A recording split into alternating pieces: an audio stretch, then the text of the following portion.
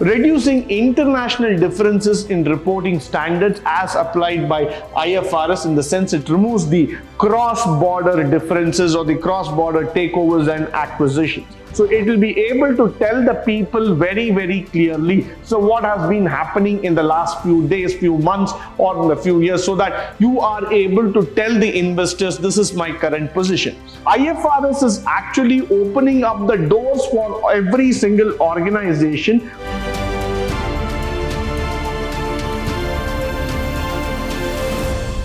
Good morning and welcome to the session 4 of IFRS Unit 1, and we are going to talk about the benefits and limitations of IFRS. Now, we have been talking about this in a very long and a lengthy way because IFRS has come in a great manner. It has always been a very big resource and help for all the companies in terms of setting up a brilliant accounting standard. So let's go forward and try to understand what are the advantages and disadvantages of IFRS. Moving forward, the first advantage which I would always like to talk about is the focus on investors. The first factor that IFRS promises more accurate, comprehensive financial statements that would be of relevant information, relevant standards for the investors. Of late, what is happening in this world is that every country is trying to open up its door for the investors, which means rightly we are speaking about the open economy altogether. Somewhere down the lane, every country, every company wants investors from every single area to come invest in their companies, grow the economy altogether. But what is happening is that all the companies are not following a particular standard. They are not truthful enough in terms of reporting the exact value, the exact standards for the investors. So this becomes a challenge. This becomes a very big standard challenge altogether because investors might be taken for a ride. Investors might not be given the opportunity. Investors might feel that they are being cheated at any given point of time. So that is why the first thing that IFRS always tries to do is that focus on the investor again and again so that they are able to give out a timely, accurate results as how you need to invest. What are the financial statement? What is the background that we are talking about? What is the kind of interpretation that we are landing up? So this is very helpful for each one of us in terms of understanding the relevancy. Followed by, this also helps the new and the small investors by making the reporting standards simpler and better quality, as it puts the new investors in the same position with other professional investors. So this is what I've been talking about. It was, impossible under the previous reporting standards. If you start understanding this, if you start seeing in the previous standards altogether, there has always been a clash. There has always been an argument in terms of making everybody understand how is the accounting standard to be interpreted. So that's what we see, that the new standards are being created in such a manner that every single person, every single investor is able to understand the commonality in balance sheet. They are able to understand how a ratio is being interpreted, why this particular ratio is being taken, what are the standards, what are the guidance levels altogether, so that in the long run what happens is that this reduces the impact, the pressure altogether. So tomorrow you will not be in a position to go back and tell people that yes, I have done something just on the basis of it, just on the basis of some factor. On the other side, on the other way altogether, this has been done with an amount of interest, amount of guidance here, and we are trying to educate the people, saying that these are the particular ratios, these are the particular guidelines issued by the company. So when you are investing, please take care in terms of investing, understand the methodology, understand the plus and minus that has been pointed out in the balance sheet, and then make your decision in terms of going forward. Followed by reducing international differences in reporting standards as applied by IFRS, in the sense it removes the cross-border differences or the cross-border takeovers and acquisitions. India is a country that is not new to mergers and acquisition. Probably we have done enough mergers and acquisitions with various countries across the globe. Companies like Infosys have bought out companies in US or in Australia or in UK. So there is, a lot of factors that comes into picture here. Now let me just give you a very small example here.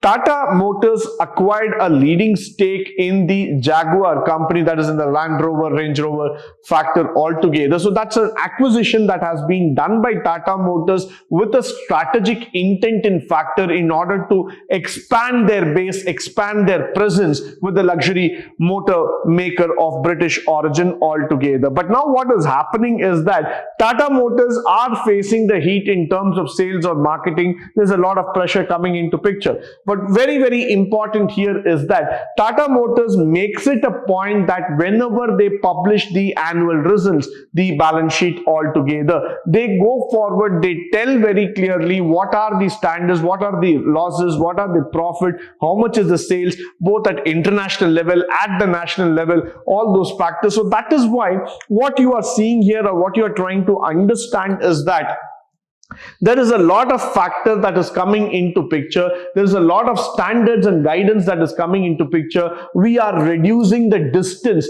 between a country and another country. So what is happening is that we are trying to gain a single national identity altogether. We are trying to become one. We are trying to become a common performer, a common balance sheet through which we can attract the investors, through which we can attract the people and tell clearly what has been happening altogether. Now the investors feel quite confident with the IFRS standards coming into picture that they will be able to go forward, they will be able to understand what are the technicalities, what are the challenges, and how the companies have taken forward in terms of reporting it.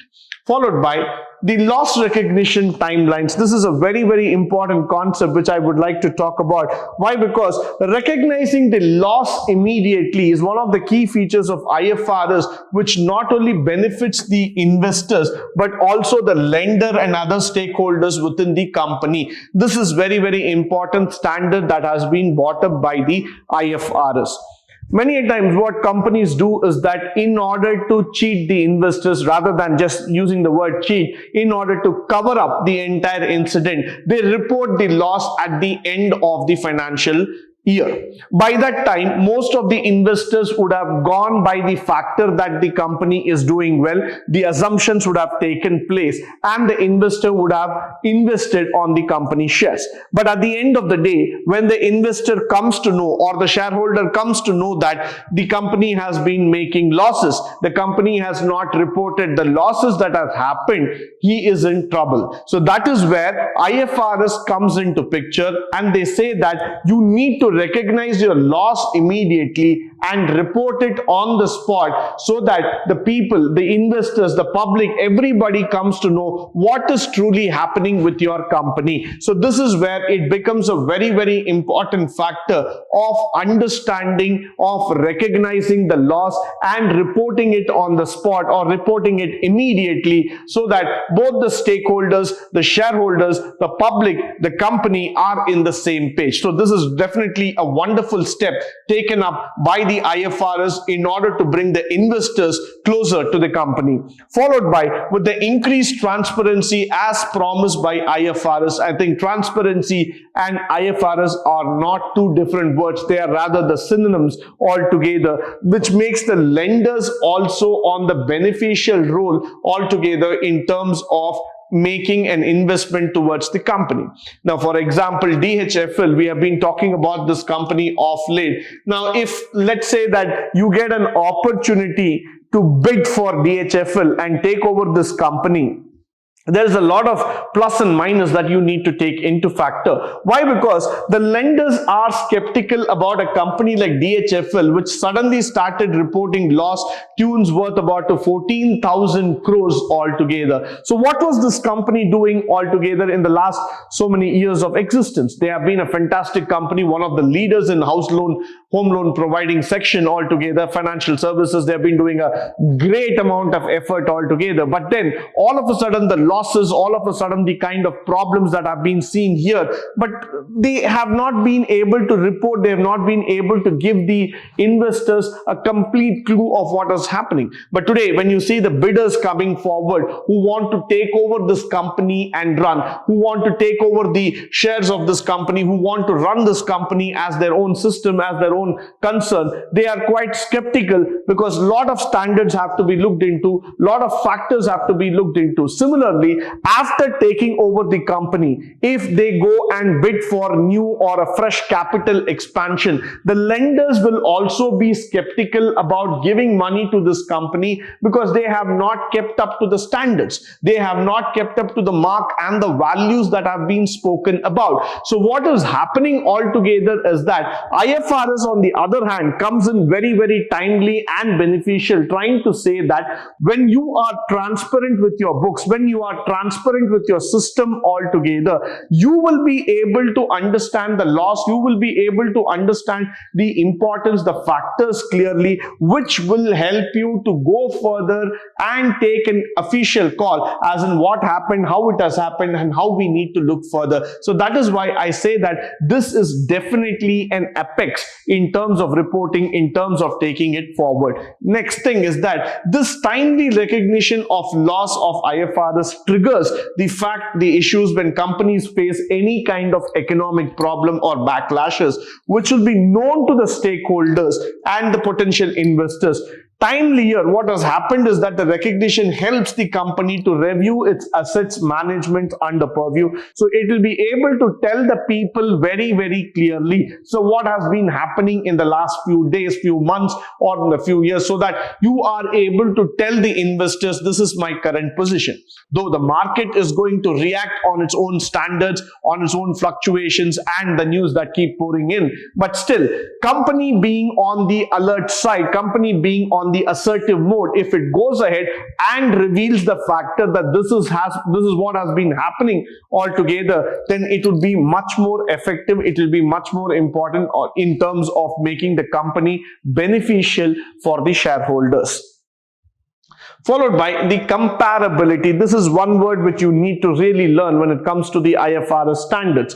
The convergence of IFRS has improved a lot because of the comparability of financial statements in the European Union, and this has been achieved having the same reporting standard under a single market, which means to say that using IFRS, you might belong to any of the European Union countries, or you might belong to any of the countries which have been following different standards, but by bringing this, all the balance sheets are going to be compared, are going to be looked under the same lens, the same umbrella, which means to say that each and every standard will remain the same for the investor. So there is not going to be different levels of interpretation or different meaning that's going to come out of the balance sheet. On the contrary, each and everything that has been told across is going to be followed, and the companies are preparing their consolidated financial statements will also take care, will also have a good reporting standard here. Now, this has improved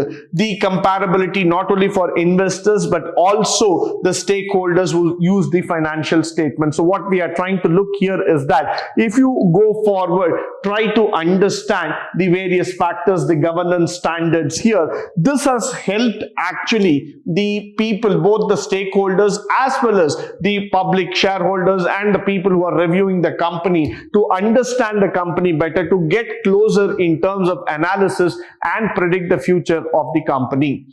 Followed by the standardization of accounting and financial reporting. Now, this is also a very, very interesting concept that we need to look here. The most important or the mentioned concept is about the advantages of IFRS is the standardization of financial reports, which is being talked about with the comparability factor also. This removes the trade barrier, and it is one of the key factors to adopt a single reporting standard. Let me just bring you an example here.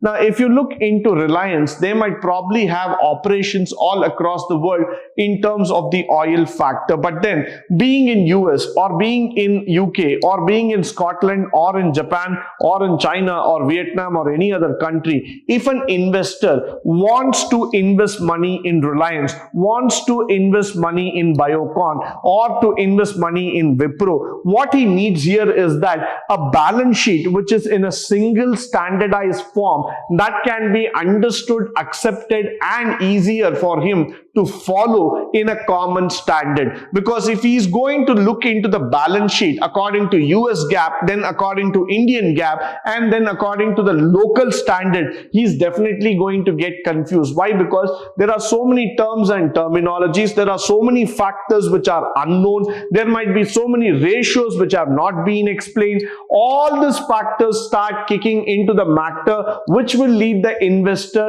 into a dilemma altogether. So that is why the first thing that IFRS was able to do and take it forward in a most successful manner is that bring in a standardized reporting factor, bring in a standardized reporting manner through which they will be able to understand, they will be able to take it forward, and they will be able to understand, adjust, and go forward in terms of reporting, in terms of investing altogether. So this is a very, very important and a crucial factor that we are talking about as a part of advantage in the IFRS. Moving forward, we are also going to talk about the improved consistency and transparency of the financial reporting. Now, the first thing that I would always like to talk about in terms of the accounting standard is that being consistent, and that word is very, very important here. Now, one time you are good, you are showing your ethical standards, you are showing your ethical practices, and you are trying to convince people is definitely acceptable, because you might have done a specific exercise or you might have taken a special effort altogether to impress the investors. But are you going to maintain the same standards? Are you going to maintain the same level of transparency and full fair conditions in terms of reporting? Becomes a question mark, becomes a challenge altogether. So what does IFRS try to do is that IFRS has always tried to imbibe into the factor, imbibe into the company's mind that there needs to be a consistency in terms of reporting your accounting values. You are not going to just do it as a part of exercise or as a part of impressing anybody, but you are going to do it to make it a habit, to make it a standard in terms for the investor.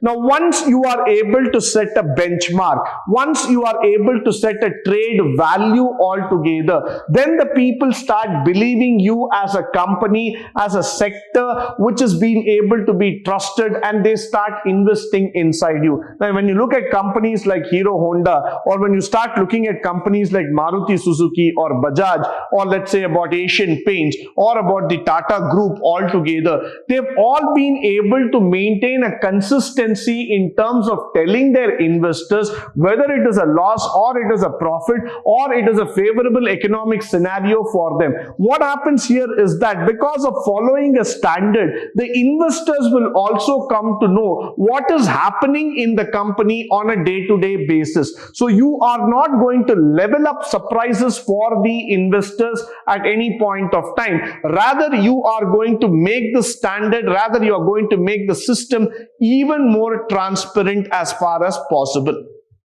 Followed by the better access to the foreign capital markets and investment. As I was telling you, in this scenario, when we are talking about, we are a global economy, we are no more a local economy to talk about. Now, what does this global economy actually mean to me? Is that I can go and access other countries? Is that I just talk about the exports or increasing the foreign exchange in a correct manner, in a truthful manner altogether? If I have to tell about this factor, it is all about increasing your transparency so that you are visible to every single investor, every single potential investor across this globe. Now, why is this coming into picture is that everybody is today looking at you. Everybody wants to be a part of your company. Everybody wants to be a part of the capital expansion program. Because for the investors today, the money that is going to be invested in terms of the share capital is definitely going to fetch a handsome return, provided your company is transparent, ethical, and doing very good business, giving them good returns altogether. And if if the investors are able to understand this, they are able to see that yes, it is working out for them, definitely they would be interested to put money. So now what is happening is that IFRS is actually opening up the doors for every single organization by bringing in a superb standard, an ethical standard, an open standard in terms of reporting the values and the variables. So once the investor is able to connect to the company by understanding the variables, understanding all the dynamics that are happening inside the organization, any investor would jump in to invest, which means to say that there will be definitely an access to the foreign capital, to the foreign markets altogether. So sitting in India, I could probably apply myself to the European markets, to the US market, to the Asian market, where there are potential investors who are interested in putting in money. Now, a live example which I would like to share here is none other than our Reliance Jio itself, which was able to draw investment worth several thousands of crores from companies like Facebook, from companies like the Abu Dhabi International Investments. All those people had come forward because they knew the potentiality of the company. They also knew the standards at which they have been doing it all together. So that amount of trust, that amount of transparency, that amount of reach creates you to access any market, any capital, and you will be able to raise funds for the upcoming projects. Now, moving forward, we are also going to talk at the last what are the disadvantages that it comes in terms of IFRS. Now, IFRS, rather than saying that it is a disadvantage, it is a negative factor altogether, let me just tell you upon the factor that though there are several advantages, though there are several other factors that drive in terms of understanding the phenomenon, understanding the entire state of affairs of the IFRS, there are certain factors like the IFRS relating to cost by the application of multinational companies, which compromise changing the internal systems to make it compatible to the new reporting standard, training costs. So there might be certain companies which feel that the cost factors cannot be exactly translated. They are not being able to give the exact meaning at that point of time. So it becomes very, very difficult for certain MNCs in terms of changing their internal system to report accordingly, followed by the issue of regulating IFRS in all countries. As a country like America, as a country like let's say South America or UK or any other country in this world, is it mandatory for me to follow IFRS alone? Becomes another question or a challenge here, because of the variable factors of ISAB or ISAC, they will not be able to force upon the application. Now, you cannot go to any country and say that mandatorily you have to follow this standard only. That cannot be brought into picture. That cannot be forced down the throat. So what happens here is that there is another challenge, another skeptical factor that comes into matter, is that why should I take up IFRS? I can do my own standards, I can bring my own competency levels altogether. So that becomes another question. Issues such as extraordinary loss or gain is still a new factor that has to be reported according to IFRS. So there are certain minute gaps which have not yet been addressed by the IFRS. So any new gains or any new factors or any new terminologies that have to be reported, that has to be told all about, is still not being told according to IFRS. So there are those factors which needs to be looked into. The another major disadvantage of converting IFRS into ISAB is all about the monopolist terms of setting the standard. So somewhere people find that if IFRS becomes a monopoly altogether, and especially by US companies which still follow the US GAAP method rather than the Indian GAAP standards or the other standards altogether. So what happens here is that for IFRS or for IASB and other boards, it becomes a challenge that they are not able to go forward and implement it in across every country. So with all these chances coming into picture, with all these disadvantages being a part of the system, IFRS still continues to be one of the best standards, one of the best ways of going forward and reporting your accounting structure. With this, I come to the end of this session. I hope and believe all the information shared here will be of a great help and resource to you. In the next session, we will be talking about the accounting standards from the international perspective and from the Indian standard perspective. We'll also try to look how the applications of accounts are coming in with regards to the legal compliance of India, especially from the Companies Act and those factors. Until then, stay tuned, stay blessed, and stay enlightened forever. Thank you once again for joining me on this wonderful session.